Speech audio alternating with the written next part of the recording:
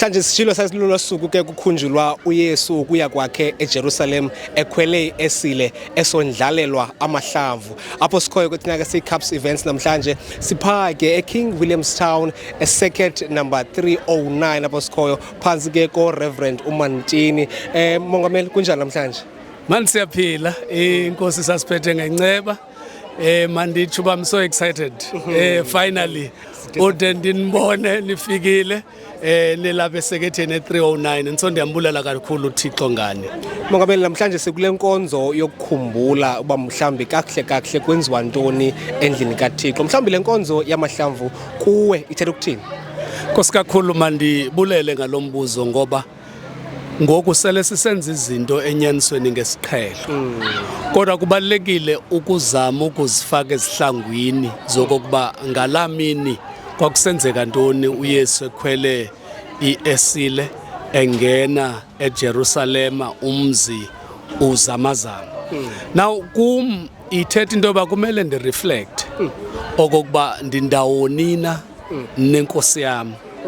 Ngoba ukungena kukaYesu eJerusalema kundincedise kubeni ndazi uba ayisosiganeko nje kodwa yinto ekumele into yobana mandiyiphile ngoba siphuma kwisizini yeLent ngoku singena kwisizini apho ngokuna uYesu engena eJerusalem ezawubheka ke emnqamlezweni. So ithetha into yokubana njengoba besihlangene namhlanje bikukukhumbuzana okokuba lento ayisosiganeko nje kodwa yinkonzo ekumele uba masiyiphile.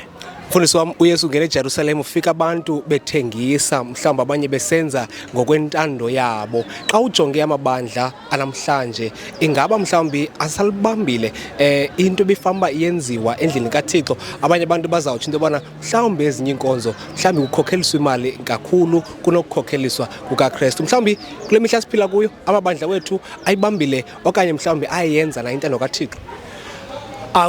Akululanga ncam mandivume zikhona zona izinto oyothi xa uzijonga ubone into yoba ziyayiphoxa inkonzo. Uyabona xa kuzawuthiwa kukhona umakhulu ona 80 utatomkhulu ona 90 years ibandla alimngcwabanga ngoba ubesengasabonakali kuthiwe ubesengasanikeli nasemanyanweni ubesengasanikeli imrhumo. Kodwa lo muntu iminyaka yakhe yonke uyichithe enkonzweni kodwa kwathi ngenxa yobudala nangenxa yokugula ibandla limlibala. Omnye ufumanisa into yoba njengoba siphansi koluphahla ngomnye wabantu abaqala babeka istena kule nkonzo izitulo ezisihleli kuzo ufumanisa uba ngomnye wabantu abathenga ezizitulo nabancedisayo okokuba nelibandla malime baqokelela imiphefumulo yangena kwelibandla. Kodwa ngenxa yobudala nangenxa yokugula nangenxa kumhlawumbi ngamanye amaxesha yokungakhathali incam kwezinye ifamily zabantwana ufumanisa uba ibandla liyamlibala umuntu omdala. Ezonto ke ibandla ziyaliphoxa enyanisweni ngoba akumelanga okokuba ibandla abantu abadala libabekele ngaphandle bawugula bawuphelelwa ngamandla libalibale.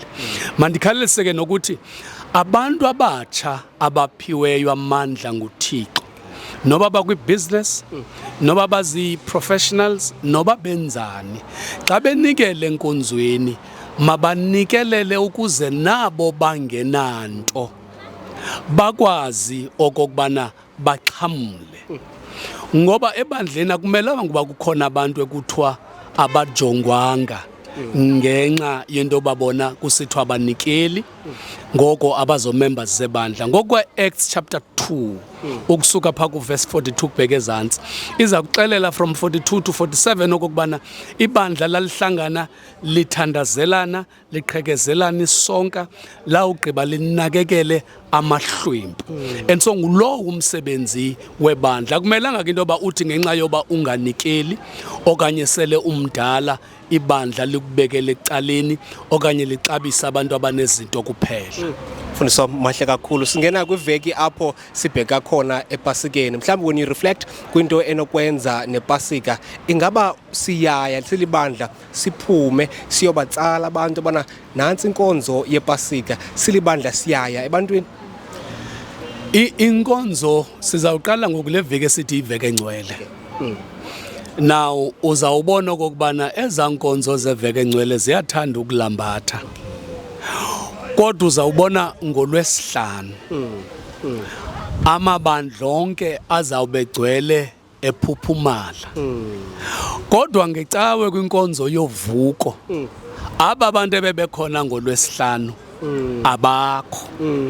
Ithetho kokuba kumhlawumbi ibandla kusafuneka kube khona indlela yokugcina ababantu abaze kule nkonzo yasentabeni yaseGolgotha. Ekumele into bana ngecawe siphinde sibabuyise ukwenzela into balaa nkonzo yangoLwesihlanu ingabi ngathi inkonzo ye-performance, ingabi ngathi inkonzo yoku-acta lento yamazwi asixhenxe neVia Dolorosa, kodwa ibe inkonzo echanana nomuntu ezawumenza uba ngecawe makaphinde futhi abuye. So umthandazo ke wam into yoba amabandla onke jikelele yanguThixo abefundisi nabashumayeli nabavangeli angabapha amandla okuchanana nenhliziyo nemimoya yabantu ukuze abantu ebebeze ngoLwesihlanu bezobukela bachanele ilizwi likaThixo bamkele inkosi bawugqiba babuye ngenkonzo yovuko ngecawa bawugqiba bangapheleli apho babuye ngokupheleleyo bebuyele enkosini. Mfundisi wami xa sikuyekayo mhlawumbi ngawaphi amazwi onawushiya nombukeli weCups Events kulona nyaka 2026? Ndingathi kubabukeli beCups Events wonke ongabe umhlawumbi ungumuntu othi izinto azikandihambeli kakuhle, ndifuna ukuthi kuwe qine emandleni enkosi nasekwazaneni nenkosi. Kungabe kona izinto zakho azikalungi kodwa yazi okokuba imbiza zakwaThixo kaloku zona zivuthwa kade, ngoko azivuthwa ngalendlela esifuna ngayo. Sithi ke isiXhosa amaqunube awavuthwa ngokomnqweno wemfene, ngoba noba ijongile yawugqiba ibe nomnqweno kodwa awazuvuthwa ngexesha elifuna ngalo. So ndifuna ukuthi ke kuba bukeli nakubalandeli bonke beCups Events mabanyamezele bahlale enkosini, ikhona inkosi nabo into ezawubakhumbula ngayo kulo nyaka ka-2026. Amakhamandela azawuwa, imixokolelwane ezawuwa, kwawugqitywa kuphendulwe imithandazo yabantu ngoba lo Thixo esimthandazayo nguThixo ophendulayo noThixo onako. Inkosi kakhulu. Inkosi kakhulu Mongameli, ngasibulela kakhulu uRev Mantini esikhumbuza into yokubana azawuwa amakhamandela aphunyuzwe odiniweyo.